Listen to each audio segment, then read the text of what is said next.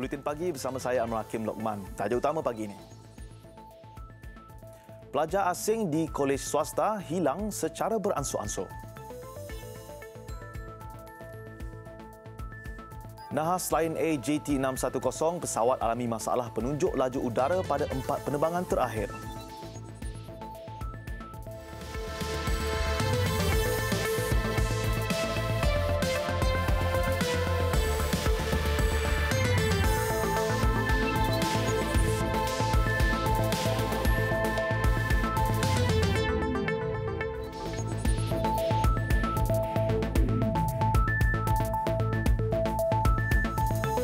Assalamualaikum dan salam sejahtera. Perdana Menteri Tun Dr. Mahathir Mohamad berharap sambutan Deepavali kali ini memberi harapan kepada masa depan yang lebih bermakna kepada rakyat Malaysia terutama kepada penganut Hindu. Dalam perutusan khas sempena Deepavali, beliau berkata perayaan itu turut memberi kegembiraan yang mencerminkan ketenangan serta keselesaan yang dikongsi bersama oleh rakyat negara ini. Seperti mana apabila perayaan yang diraihkan oleh rakyat Malaysia yang lain, ianya dikongsi bersama dalam erti kata kita turut berkongsi kegembiraan yang dirasakan oleh rakan kita yang lain agama ataupun bangsa. Hari Deepavali ini juga tidak berbeza. Walaupun ianya perayaan bagi penganut agama Hindu, rakyat Malaysia yang lain turut merasakan kegembiraan tersebut kerana ianya mencermin ketenangan dan rasa selesa yang dapat dikongsi bersama. Perasaan sebegini memberi makna kepada ungkapan hormat menghormati dan perpaduan di dalam perbezaan ataupun unity in diversity. Atas semangat ini, saya mengucapkan selamat Hari Deepavali dan berharap sambutan kali ini memberi harapan kepada hari depan yang lebih bermakna. Dalam pada itu, Timbalan Perdana Menteri Datuk Seri Dr. Wan Azizah Wan Ismail berharap cahaya sempena sambutan Deepavali akan menyinari nilai-nilai yang boleh mengukuhkan semangat persaudaraan dan perpaduan dalam kalangan rakyat Malaysia. Katanya, rakyat Malaysia perlu memelihara semangat dan kerjasama antara pelbagai kaum yang menjadi tiang seri negara serta menjadi contoh kepada dunia. Beliau berkata demikian dalam perutusan khas sempena sambutan Deepavali. Datuk Seri Dr. Wan Azizah yang juga Menteri Pembangunan Wanita, Keluarga dan Masyarakat berkata, Deepavali turut mengingatkan rakyat Malaysia agar berkongsi kegembiraan dengan mereka yang kurang bernasib baik. Bagi mencapai matlamat itu, katanya, 100 juta ringgit diperuntukkan bagi membantu masyarakat India dalam belanjawan 2019. Manakala, 50 juta ringgit diperuntukkan dalam membangun dan memperbaiki kemudahan di Sekolah Jenis Kebangsaan Tamil SJKT seluruh negara.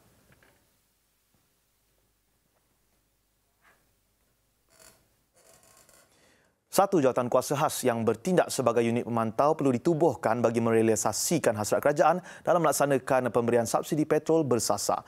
Badan pemantau ini penting sebagai badan yang boleh menyalurkan maklumat terus kepada kerajaan dalam usaha mengenal pasti sebarang ketirisan maupun penyalahgunaan subsidi untuk golongan berkenaan.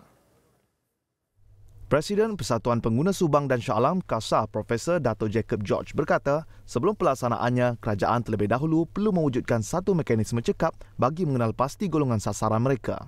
Perbincangan telus dengan pihak berkepentingan seperti pengusaha stesen minyak dan Persatuan Pengguna perlu bagi memastikan tiada sebarang kebocoran maklumat selain mencegah pihak tidak bertanggungjawab mengambil kesempatan. Golongan task force ini boleh dipilih oleh tokoh-tokoh yang ada latar belakang dan juga ada contohnya profil untuk macam saya dan sebagainya dalam task force itu. So kita diberi peruntukan dan kita buat spot check. Kita turun padang sini sana, bincang dengan akal rumbi, turun bincang dengan stesen minyak, bincang dengan pengguna, bincang dengan orang buat dasar di negeri tertentu. So, kita ada satu pasport seluruh Malaysia kita boleh turun untuk buat siasatan sebab ini akan memberi on the spot live feedback. Tegas Datuk Jacob, kaedah kad khas subsidi boleh dibuat namun kerajaan perlu mencari jalan untuk memastikan ia tidak digunakan pihak ketiga. Ketua Polis Negara Tan Sri Muhammad Fuzi Harun berkata Polis Diraja Malaysia PDRM sentiasa memantau secara dekat pergerakan pelajar asing yang menyalahgunakan visa pelajar bagi menjalankan aktiviti yang boleh memudaratkan keselamatan negara. Beliau mengesahkan ada pelajar asing dikesan terbabit dalam kegiatan makau skam, pelacuran dan militan. bahawa jumlah pelajar asing ini hampir 70 lebih orang negara berada di negara kita, dan ada yang datang ni yang pertama daripada Timur Tengah, daripada Bangladesh, dan negara-negara daripada Eropah pun ada belajar di negara kita. Jadi kita sentiasa membuat pemantauan.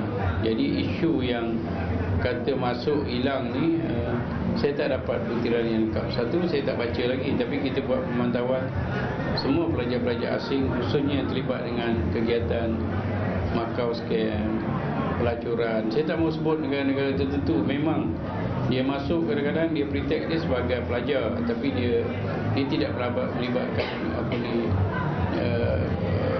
mereka ni menuntut ilmu atau belajar, tapi dia menyalahgunakan visa. Beliau mengulas dakwaan lebih 1,000 pelajar Bangladesh yang mendaftar di sebuah kolej swasta di Cyberjaya hilang secara beransur-ansur sejak 2015 selepas 2 atau 3 bulan mengikuti pengajian. Pendedahan itu dibuat bekas Ketua Eksekutif Pusat Pengajian berkenaan hingga menyebabkan lesen kolej antarabangsa itu ditarik balik oleh Kementerian Dalam Negeri KDN. Katanya, polis akan menjalankan siasatan secara berkala dengan kerjasama Jabatan Immigration dan KDN bagi mengesan pelajar terbabit.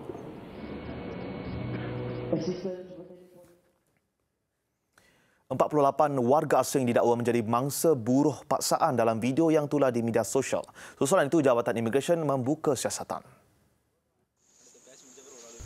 Setiausaha politik kepada Menteri di Jabatan Perdana Menteri P.Y. Pamurti membuat laporan polis di Kedah selepas menonton video itu. P. Munyandi berdakwa jika klip video itu dibuktikan tulen, ia adalah kes penahanan dan pengurungan secara haram yang melanggar Kanun Keseksaan dan Akta Anti Pemerdagangan Orang dan Anti Penyeludupan Migran 2007. Katanya, Ketua Pengarah Immigration telah mengarahkan siasatan segera terhadap video yang tular di media sosial itu. Klip video berdurasi 4 minit 34 saat itu menunjukkan seorang lelaki bercakap di hadapan sekumpulan orang di tengah-tengah persekitaran hutan. 48 orang dari Tamil Nadu, India didakwa diseksa dan dipukul, manakala gaji dan dokumen perjalanan mereka juga ditahan. Seorang lelaki yang bercakap di hadapan kamera mendakwa mereka dapat merakam video ini secara rahsia kerana pengawal yang didakwa mereka bersenjatakan kayu dan pedang telah meninggalkan kawasan itu untuk membeli petrol. Seorang ibu tunggal antara 10 ditahan disyaki terlibat aktiviti pengedaran dadah dalam satu operasi 3 hari di beberapa kawasan sekitar Pahang. Suspek berusia antara 31 dan 44 tahun ditangkap dalam satu operasi dijalankan Jabatan Siasatan Jenayah Narkotik Pahang antara 31 Oktober dan 2 November lalu. Operasi dijalankan di Firda Jengkelima, Maran, Muazzam Shah Rompin, Sungai Koyan, Lipis, Cerateng dan Kuantan. Polis turut merampas 269.84 gram heroin, 33.49 gram syabu dan lebih 1,000 pil kuda bernilai kira-kira RM30,000 dan wang tunai RM900. Semua suspek direman sehingga Khamis ini untuk membantu siasatan di bawah Seksyen 39B Akta Dadah Berbahaya 1952 yang membawa hukuman mati mandatori jika sabit kesalahan. Dalam pada itu, lebih 11,500 ditahan atas pelbagai kesalahan berkaitan dadah di Pahang dari Januari hingga Oktober tahun ini. Jumlah itu meningkat daripada 11,296 orang bagi tempoh sama pada tahun lalu. Heroin dadah paling banyak diikuti syabu, pil kuda dan ganja. Pahang, tumpuan masalah dadah ini kita nampak banyak melibatkan kawasan-kawasan di Felda. Selain daripada itu, kita juga nampak kawasan pesisiran pantai seperti Nelayan, kan? Juga merupakan kita punya priority dari segi penugasan kita. Dan ini dua area adalah dua area pertama actually, kan? Selain daripada itu, of course lah, sini sana kawasan perumahan. 70% daripada suspek ditahan telah didakwa di mahkamah, manakala selebihnya masih dalam siasatan atau menunggu laporan kimia. Seorang lelaki disyaki orang perantaraan atau runner kepada kumpulan sindiket pengedaran dadah ditahan kerana memiliki 4.2 kg dadah jenis syabu dianggarkan bernilai lebih RM200,000 yang disorok di dalam beg plastik. Suspek berusia 35 tahun ditahan di kawasan Taman Awam Teluk Likas, Kota Kinabalu oleh polis daripada Jabatan Siasatan Jenayah Narkotik Kota Kinabalu 31 Oktober lalu. Ia rampasan terbesar dadah direkodkan IP di Kota Kinabalu sejak lebih 10 tahun lalu. Pesuruhjaya Polis Sabah, Dato' Omar Mamah berkata, bertindak atas maklumat, sepasukan polis menjalankan iktipan dan mengesan seorang lelaki di kawasan taman itu. Suspek membawa beg plastik berwarna hitam dipercayai sedang menunggu pelanggan untuk urusan jual beli dadah. Pemeriksaan lanjut ke atas beg milik suspek menemui 4 bungkusan plastik mengandungi ketulan hablur jernih disyaki darah jenis syabu atau metafetamin. Siasatan mendapati suspek mendapat bekalan dadah itu menerusi perkhidmatan Kurier dari Semenanjung Malaysia. Kes disiasat mengikut Seksyen 39B Akta Dadah Berbahaya 1952 yang membawa hukuman mati mandatori jika sabit kesalahan. Ini adalah merupakan sebagian daripada usaha yang berterusan dijalankan oleh OCPD Kota Kinabalu bersama dengan pasukannya untuk membenteras kegiatan dadah di daerah Kota Kinabalu. Ya, dan kita mengucapkan terima kasih kepada orang awam yang telah sudi membekalkan maklumat ini, menyalurkan maklumat ini kepada pihak polis sehingga pihak polis berjaya menangkap suspek dan merampas sejumlah dadah yang begitu besar. Seorang wanita warga Ukraine dijatuhi hukuman penjara seumur hidup oleh Mahkamah Tinggi Pulau Pinang. Hukuman itu dijatuhkan selepas tertuduh Lopatkina Klavdia, 24 tahun, didapati bersalah mengedar dadah jenis kokain 3 tahun lalu. Mengikut pertuduhan, Klavdia didakwa mengedar 1.54 kg kokain di ruang ketibaan domestik lapangan terbang antarabangsa Pulau Pinang pada 31 Disember 2015. Dia didakwa mengikut Seksyen 39B Akta Dadah Berbahaya 1952. Klavdia kemudian dilepaskan dan dibebaskan oleh Mahkamah Tinggi pada 15 Disember tahun lalu. Namun, Mahkamah Rayuan Putrajaya memerintahkan tertuduh membela diri selepas pihak pendakwaan membuat rayuan.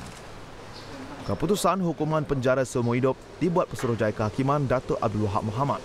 Ujarnya, tertuduh sepatutnya mempunyai masa untuk melihat 2 bungkusan plastik yang dibawanya dari penerbangan melalui Dubai ke Kuala Lumpur seterusnya ke Pulau Pinang.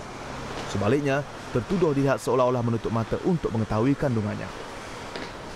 Klavdia yang mengandung ketika ditahan melahirkan bayi perempuan pada Ogos 2016 ketika dalam tahanan.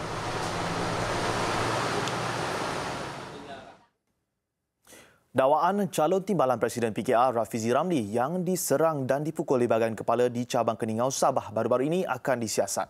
Perkara itu dimaklumkan Timbalan Perdana Menteri Datuk Seri Dr. Wan Azizah Wan Ismail yang juga Presiden PKR. Kita nakkan investigation to be done. Sabtu lalu, Rafizi mendakwa beliau didatangi oleh seorang lelaki ketika meninjau proses pemilihan parti di cabang Keningau lalu diserang dan dipukul. Kejadian berkenaan berlaku pada kira-kira jam 4 petang dan turut disaksikan oleh orang ramai serta anggota polis yang berkawal. Bagaimanapun, Rafizi tidak mengalami sebarang kecederaan.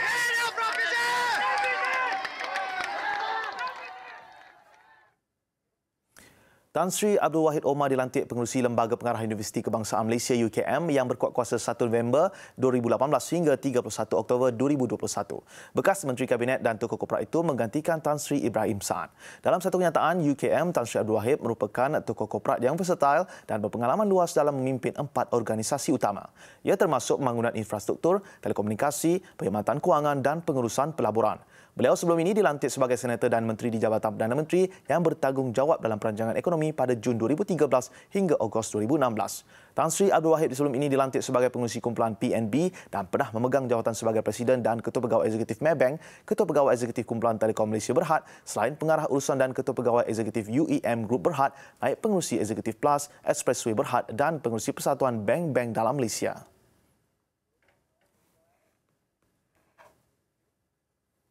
Kecacatan bukan penghalang. Ini kerana setiap individu mempunyai kelebihan masing-masing. Tambahan pula jika masyarakat setempat sentiasa memberi dorongan dan sokongan.